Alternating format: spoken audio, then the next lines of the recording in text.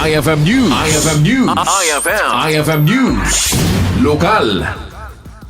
Ti LGU paway ket nangayabiti consultation meeting kadagiti pan nakabagi manipo diti Department of Public Works and Highways, Ilocos Norte 2nd District Engineering Office kas panagsagana iti pan nakitong palti Phase 1 iti paway Public Market Rehabilitation Project.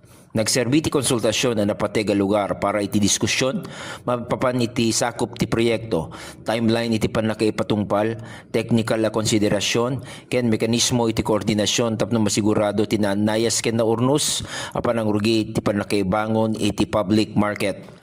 Nagkakadwa dagiti panakabagi manipod iti gobyernong munisipal, DPWH, ken dadumapay ang maseknan, tapno tamingen dagiti banag a may naig kadigiti trabaho a rehabilitasyon. Partikular na ipaganetget ti panagkisay kadagiti operasyon ti merkado ngem mataginayon iti kinatalged dagiti aglaklako ti publiko ken iti entero a panawen iti rehabilitasyon. Para iti IFM News, Idol Glenn Batuyong, tatak IFM. IFM News. IFM News. IFM News. Lokal.